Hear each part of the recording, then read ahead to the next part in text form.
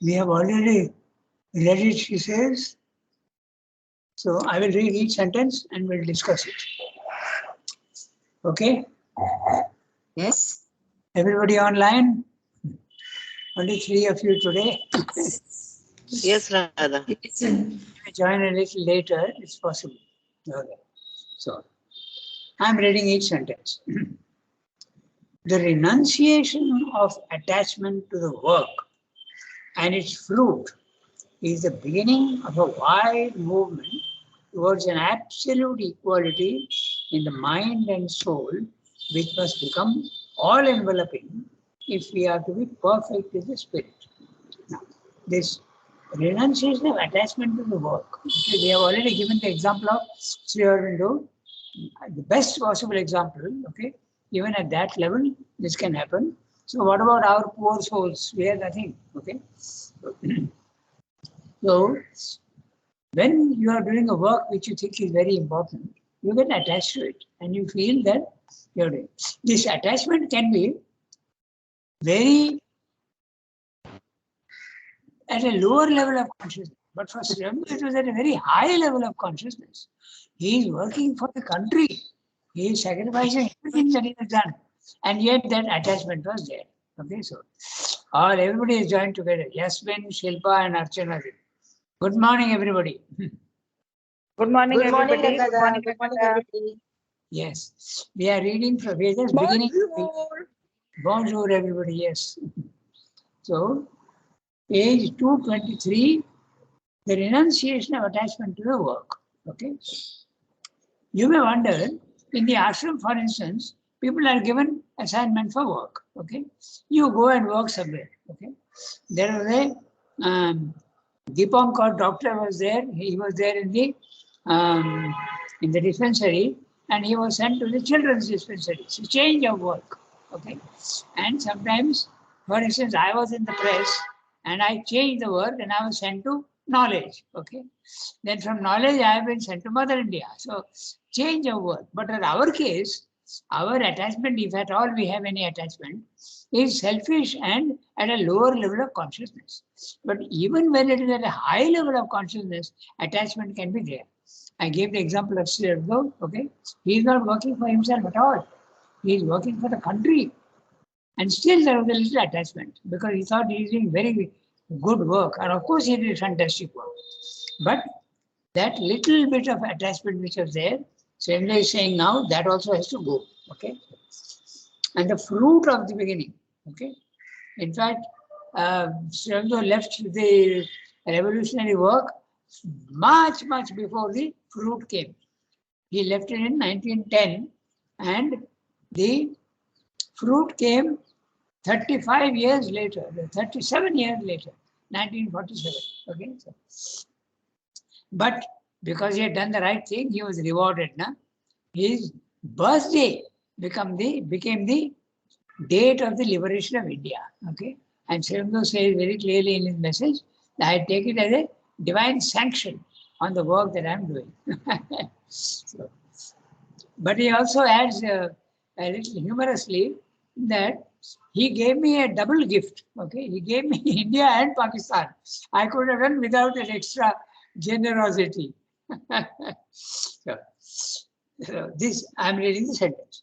The renunciation of attachment to the work and its fruit is the beginning of a wide movement towards an absolute equality in the mind and soul, which must become all-enveloping if we are to be perfect in the spirit. Now you may wonder, Swamila is mentioning also soul. Soul is perfectly divine. It has already got lack of attachment. Why is he mentioning soul? But that's not true. Remember that your soul is a divine presence in you, but it is in moha, it is in delusion. It has been covered up by so many layers. It has forgotten what it is. It has to recover its own identity. Okay. So always the inner being first changes and then the outer changes. Okay. I remember once Champaklalji, okay, he was all the time with Sri Aurobindo and his inner being certainly had changed, but he used to get angry quite quickly. Okay. So there was a boy, a Swiss boy, who told me I can't understand Champakalal. He is all the time Mr. Aurobindo, and yet he gets angry. Why his outer nature also did not change? He didn't even say outer nature. Why his nature did not change? But he did not know that first there is an inner being that changes, and the outer remains for a long time. It continues with its old habits, but inside you are absolutely free. So at our level, we are neither free outside nor inside. The soul is not awakened at all. So that's why it's mentioning the soul. Okay, so I go to the next sentence. For the worship of the master of works demands a clear recognition and glad acknowledgement of him in ourselves. Clear recognition, huh? Not a vague idea that yes, I have a divine soul within me. No, you must know what it is. You must identify yourself with it. Very, very clear. See, he's saying clear recognition you must have, and a glad acknowledgement, not a theoretical thing, but you must know that, and you are very happy that you have recognized your own soul. Glad acknowledgement of him in ourselves, in all things, in all happenings. So in ourselves, the immanent divine. In all things and in all happenings, cosmic. You see the divine in the cosmos. Okay. So, equality is the sign of this adoration. When you have become absolutely equal, then it means that your adoration is perfect. Okay, so that's what he's saying. The renunciation of attachment, just 1 second. The renunciation of attachment, 1 second, I'll bring it down to 155. 150. Yes, so for the worship of the master of works demands a clear recognition and glad acknowledgement of him in ourselves, in all things and all happenings. Equality is the sign of this adoration. If your adoration is perfect, then your equality also will come.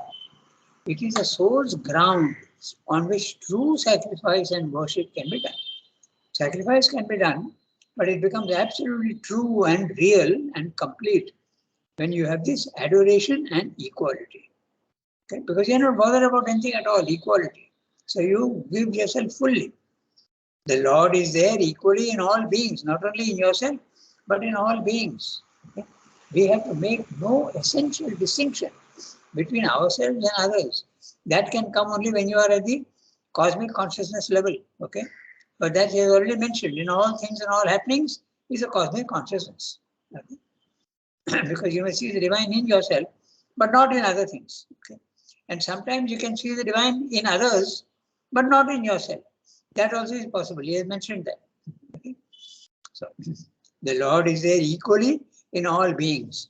We have to make no essential distinction between ourselves and others. The wise and the ignorant, friend and enemy, man and animal, saint and sinner, the saint and the sinner. We must hate none, despise none, be repelled by none. But not interesting. That doesn't mean to say that you see the saint and the sinner as equal. No, you see the distinction between them, but you are not affected. Normally, if I see a saint, I will be very, I'll have respect for him. And when I see a sinner, I'll have disgust for him. But that is not to be done. That's exactly what Sandhya is saying. You have to be absolutely equal to everybody. You should not be affected by anybody. The saint is, of course, another matter. If he's your guru, it's a different matter. Okay, so now this is the Gita's chapter 5, verse 18. Okay, so he says, Vidya Vinaya Sampanne Brahmani Gavi Hastini Shuni Chaiva Shvapakecha Pandita Samadarshini. The one who is already equal, he is absolutely equal to a Brahmin who is endowed with wisdom and humility. And the Gavi is a cow, and the horse, and the dog. Okay? And even Shvapaka is the Shudra. You are absolutely untouched by all these differences. You are absolutely the same. Now, Sridhar continues. He is a little revealed in one and more revealed in another, or concealed and wholly distorted in others, according to his will and his knowledge of what is best for that which he intends to become in form, in them, and to do in works in their nature. So, depending on the nature of the individual or the thing, okay, the divine reveals himself in that to that extent. And he's saying very interesting here, he's a little revealed in one. Okay? Even when you are awakened, you may not see the divine fully in everybody. Okay, in the record of yoga, he has mentioned something very interesting. He says that sometimes you see in a beautiful face, it is easier to see the divine. He is revealed more easily because even the outer is harmonious and beautiful. So the divine is more easily recognizable in beauty. But sometimes when there is an ugly face, you may not recognize the divine. You will recognize the divine, but it is less revealed. That's what I'm very saying. It's interesting because beauty also is part of the revelation of the divine. What is more beautiful, obviously, the divine is more revealed in it because he is beauty. He is not ugliness. So, he is a little revealed in one and more revealed in another, or concealed. For instance, the dog and the elephant, he may be concealed, or even in a cripple or a shudra, he may be concealed, and wholly distorted in others. Okay. For instance, you are a cripple. Okay. You don't have a leg, or you are blind. Okay. Wholly distorted. You may see him even less. It's possible. Okay. You must not jump to conclusions that everybody who has lost a leg or a hand or is blind or deaf, they are inferior creatures. You must not think like that. That's not necessary. But the question here is only the revelation of the divine in such cases. That's all he is saying. Okay. And what is their nature? Okay, he's saying what is their nature? He reveals himself according to that. All is yours. All is ourselves. In the cosmic consciousness, everybody is me. Everybody is, and I am in everybody. All is ourself. One self that has taken many shapes. Hatred and disliking and scorn and repulsion, clinging and attachment and preference are natural, necessary even, inevitable at a certain stage. Why he's saying that, we'll see. We'll finish the sentence and come back. They attend upon or they help to make and maintain nature's choice in us. So, why is he saying that? He's saying sometimes hatred and dislike and scorn and repulsion, clinging and attachment of preference are natural. Okay, so hatred is necessary at some stage. Yes, because if you become equal to saint and sinner, then you will be in deep trouble. A good man and a murderer, you have to hate the murderer. But when you are at a lower level of consciousness, you have to dislike him. Okay, so that is necessary. Note the word scorn and repulsion. Okay, Sri Aurobindo, when he was in Calcutta, again he is writing against the British. You can't imagine what irony, sharp irony in the Bhante Mataram. Okay, tremendous, but no hatred. So scorn, yes, but no hatred. He says that very clearly in another place. Okay, scorn is necessary sometimes, and clinging and attachment and preference are natural and good also necessary. Why? If you go upstairs to the first floor, when you are going to Sri Aurobindo's room or mother's room, you go on the staircase, and in the middle of the staircase, there is a big notice in mother's hand, red ink. I don't know if you have noticed it, but next time you go, you know, cling to truth. So, clinging is necessary. Okay, for those who are, you have to concentrate and cling to that. So, all these things are very necessary at a certain stage. But once you have crossed that stage, neither hatred, nor disliking, nor scorn, nor clinging and attachment are necessary. That is equality, perfect equality. But you can't expect equality at the lower level. Yes, tell me. What it means by truth here? Cling to truth. Cling is okay. You have to hold, you have to attach, you have to hang on. But what really mother means by truth here? Okay. So it depends. Truth for her is very clear. But for us, truth may differ. But your best conception of what is truth, you have to stick to that. Okay? Your conception of truth will be different from my conception of truth. But we have to stick to, everybody has to stick to his conception of truth at the highest level. Whatever you think, okay, is the highest. That you have to stick to. Truth is there at the highest level, truth is there even at the lowest level. Yeah? So you have to do according to what you think is the best. Siddhartha mentions that in many places. Okay, he says that when we don't know the divine, how can I concentrate on the divine when I don't know what he is and who he is? So you have to do the best you can. You have to act at the height of your consciousness. Truth is not one, Shilpa. Truth is so many, there are different types of truth. So each one has got his own truth, which is valid for him. It may not be valid for somebody else. No? Remember, But that is the eternal, no? Truth. What is truth only. It does, whether I may be wrong also for that, no? you may be wrong, yes, but that doesn't matter. You are forgetting the principle of gradation. Don't forget. At the highest level, truth is there, but when the truth is coming down, it becomes less and less and less and less. Even in matter, there is truth.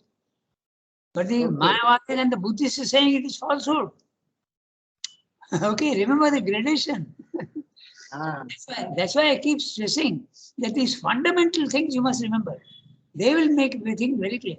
One is a gradation. Okay, from the highest level to the lowest, there is a gradation of everything, of Sat, of Chit, of Shakti, and of Ananda. Everything is there. Okay, is Ananda not there at our level?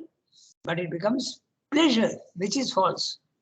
So there is a gradation. Okay, remember that. Truth at our level is something, and truth at another level is something else. Every plane of consciousness has got its own truths, its own substance, its own Shakti, and its own consciousness. And is valid at that level. It is not valid at another level. This, don't forget this. This is very, very important to remember. The gradation and the different planes of consciousness. And in each plane, the truth is valid only for that plane. I explained it very easily. In the animal world, which is at a pretty lower level, it's a life world at the animal level, he can pounce on another animal and eat it up. No problem at all. He is only maintaining the truth of his own existence. Okay? Can man do that? No. That law has changed entirely. So it is very simple example to understand between the animal and the man. He is there at all the levels. Say a moral man and a spiritual man, again the same principle applies. To the moral man, morality is very, very valid. But to the spiritual man, morality is not valid anymore. So you must remember this. And also, Mother says something fantastic. She says that all our standards, and also go back to that the chapter standards of conduct. Okay, so all these things you must keep in mind to understand the totality. Okay, standards of conduct. Okay, so at every level there are rules and regulations and laws. But if you go to the, that's why dharma, okay, is being very much bandied about nowadays in India. Dharma, dharma, dharma, sanatana dharma. It is not one thing. Sanatana dharma is there at the lower level, it is there at all the levels. Dharma is not something fixed. Okay? It goes on changing.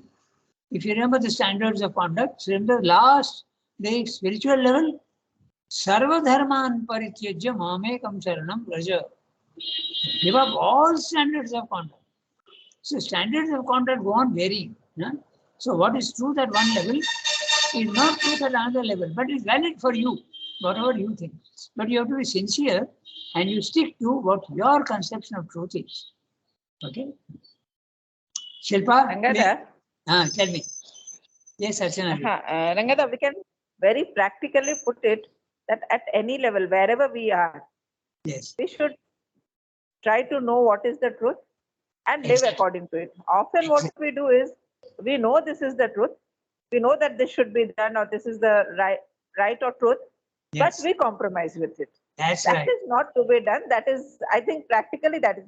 And if we sincerely do this, Yes. when we go a little after some years, maybe after some days also, we may realize what decision we took that time was not actually according to the truth. But we don't Exactly. repent because we know at that moment we had taken what we thought was the truth. And that truth might change today. Yes. Like what I think that time was right, I should have done. Today, I'm looking back, I might have thought that no, this decision was not according to the highest truth. What is it today? So I what think you it is a practical and sincerity which changes as we evolve. yes. For a person also, I'm not. No, you are right. And I said the same thing, but I used two different words. I said you must act at the height of your consciousness, number one. Number two, you must be sincere. So if these two things you combine, it's exactly what you are saying. Okay. You have to act You at the know, height. in Yeah, mother's because prayers, our desires change our truth, right? Pardon? I mean, desires, when we have desires, we tend to change the truth or the value of truth, because today I desire a mango, I have it, but it is not according to what I should be doing. But tomorrow when I see the result, then I understand, no, this was desire and not the truth. That's right. That's you grow. Everyone is growing. Okay. Yes. Even at the supermental level, you are growing. Let alone at the lower level. They are growing at every instant if we are sincere. Normally we are not sincere and we go on repeating the same mistake. And as Archana said, sometimes I know the truth, but I am unable to follow it. Okay. In fact, this is a very, very common in human psychology. Okay. I know the truth, but I am unable to follow it. That's in the Duryodhan's very famous example. Okay. I know what is dharma, but I am not able to follow it. I know what is adharma, but I am following it. That is what Duryodhan says to Krishna, okay, in the Mahabharata. So this is, I see the truth and I follow the words. I think even Goethe says that. It's very, very natural. Okay. It's very natural, but you have to be sincere. Yeah.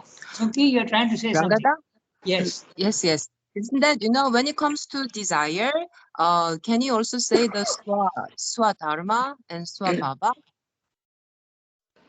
No, maybe, I don't know. What are you asking? You are asking whether desire. Yeah, swadharma and swabhava. So some people have a certain desire which may suits the desire, which may fit his own swadharma. I think swabhava Mhm. is a divine quality in the soul. Okay? Whereas a desire is not in the soul. It is there only in the outer nature. Na? It's your vital that is desire. It's your body that is desires. Sometimes there are desires in the mind also. Desire is something which is born in the lower nature, not in the higher nature. In the But higher that nature, desire becomes aspiration. But the desire may reflect the higher, aspiration. Would that be possible? When you are at the lower level, okay, level 1, then there are desires. But that's why you have to go on conquering your desire if you want a spiritual life. If you don't want a spiritual life, absolutely no problem.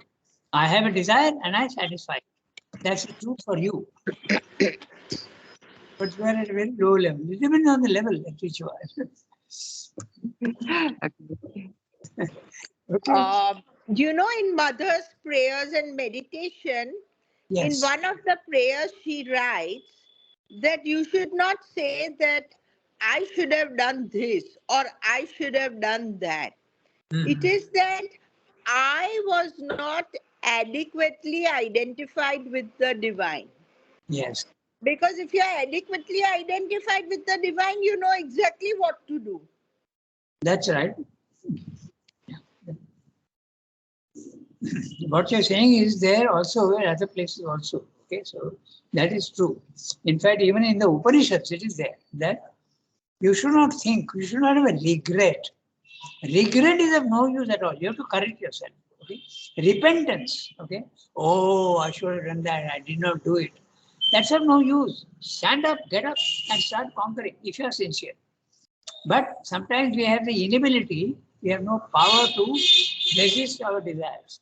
But you must be conscious that, okay, I am not able to. You look objectively at yourself and say, okay, so I failed, but I don't want to fail. Mother, help me. Okay?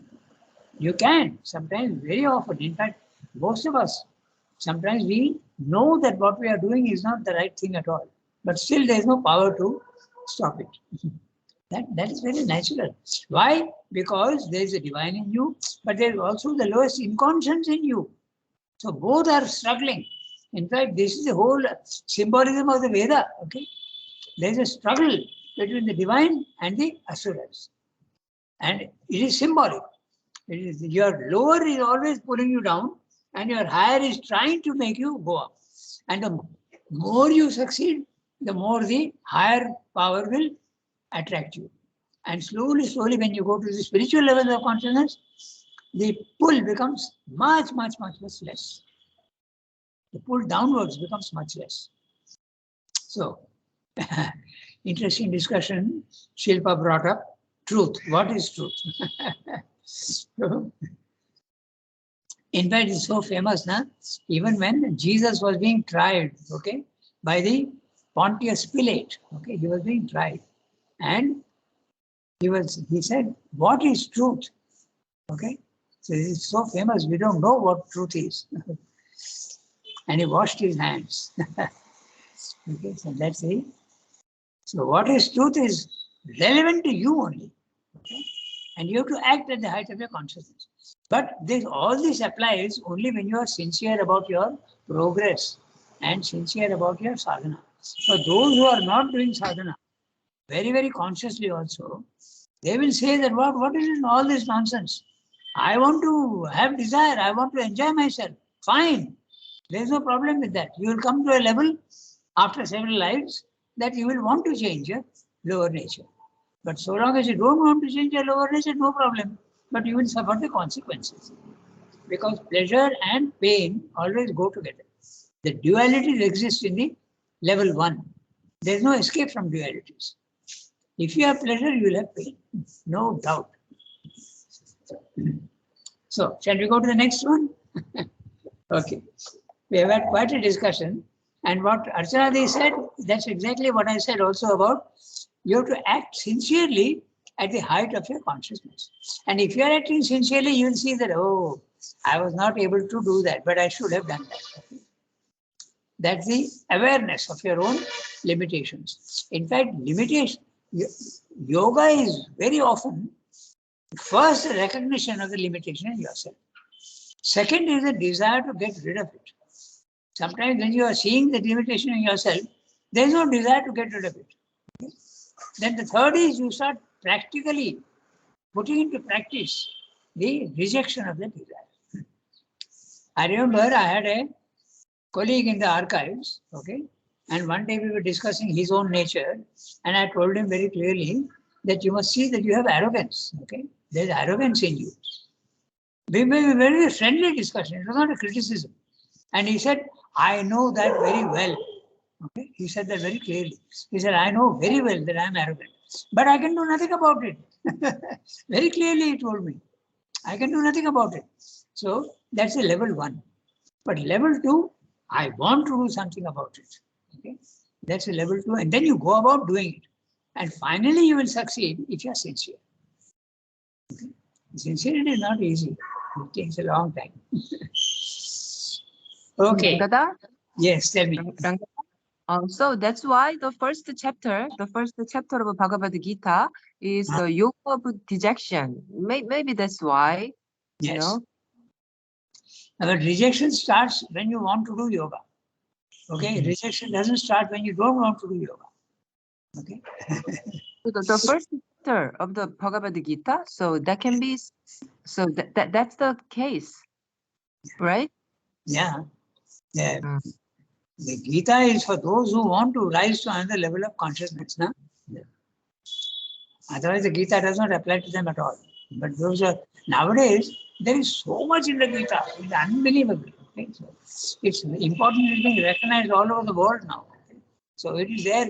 Advice is there for even those who are at a lower level and those who are at a higher level also. Everything is there in the Gita.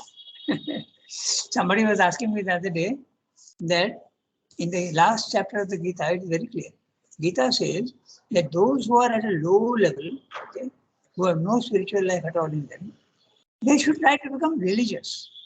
Okay? If they don't even admit God, their next stage will be to become religious. Okay? Religious. Go to the temple, go to the church. Okay? It will start changing you. The second is one who is religious. Okay? Should try to become spiritual. That's the second level.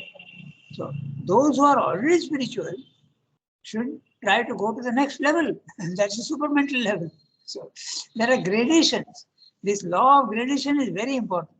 Okay? So, the Gita even gives you advice even for the lowest ordinary man. Those who are, they should have dharma. Okay? Dharma is the highest truth at your level. Okay, so we go to the next one. Okay, so, but to the Karma Yogin, we got 4 minutes. No, we have got more than that. We have got 7 minutes. I'll finish the paragraph. But to the Karma Yogin, they are a survival, a stumbling block, a process of the ignorance. And as he progresses, they fall away from his nature. So the one who is doing Karma Yoga, attachment and hatred and liking and all this, so is not recommended at all. For ordinary man, sometimes it's necessary. But for the Karma Yogin, no. That's why Sridhar begins the sentence with but. Okay. We have said that hatred, disliking is necessary at one level, but to the Karma Yogin, they are not. They are a survival, a stumbling block, a process of the ignorance, and as he progresses, they fall away from him. What fall away? Hatred, disliking, scorn, repulsion, clinging, attachment, and preference also. All these have been disappeared. The child soul needs them for its growth. Here you are, he is explaining. The child soul is one who is not developed yet. Okay? He may be at a very, very low level of consciousness. For him, it is necessary. Hatred, disliking, repulsion. You have to repulse that which is ugly. You have to be attached to that which is beautiful. You have to be attached to truth. And to falsehood, you must repulse falsehood. But to the Karma Yogin, there is one. The child soul needs them for its growth. But they drop from the adult in the divine culture. In the God nature to which we have to rise, there can be an adamantine, even a destructive severity, but not hatred. A divine irony, but not scorn. Okay. It's very interesting. A calm, clear seeing and forceful rejection, but not repulsion and dislike. Even what we have to destroy, we must not abhor or fail to recognize as a disguised and temporary movement of the eternal. Okay? So even what you look at the Mahakali, okay? She is killing the asuras. You think she is doing that with anger? Okay.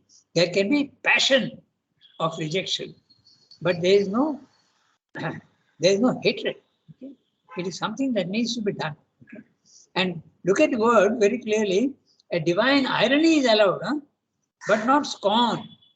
Scorn means a little bit of hatred is also there. A divine irony, I can guarantee you, okay, some of the writings in the Vande Mataram against the British, my God, unbelievable irony. 10 times superior to any irony that a human being can produce. They're so fantastic. There's even a poem. Okay. So if I get the reference, I'll give it to you. Okay. There's a poem so ironical, tremendous destructive power it has, but no hatred at all. In fact, that's what he says in the quote. No? He says, I have nothing against the British, but what I want is my own. I should live my own national life. Why should I follow others' laws? That's all I want. I want to live my own life. So British, you have no place here at all. Why are you imposing your civilization on me?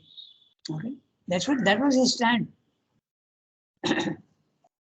And the judge found that so reasonable, he had to acquit him. Okay, so first of all, in the child soul, then in the adult soul, and then in the God nature.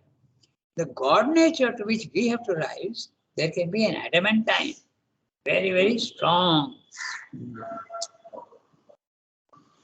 Another word for adamantine? Obstinate, if you want, but in a good sense, okay? Obstinate. Even a destructive severity, but not hatred. A divine irony, but not scorn. A calm, clear seeing and forceful rejection, but not repulsion and dislike. Even what we have to destroy, we must not abhor or fail to recognize as a disguised and temporary movement of the eternal. Okay?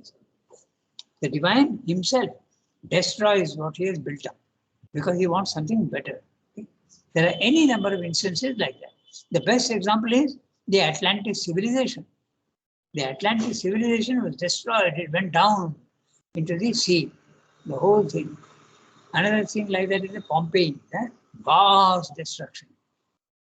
Then also we know now that even Dwarka, okay, the whole town went down into the sea. Okay. So the divine destroys what he himself has made because he wants to go to the next level.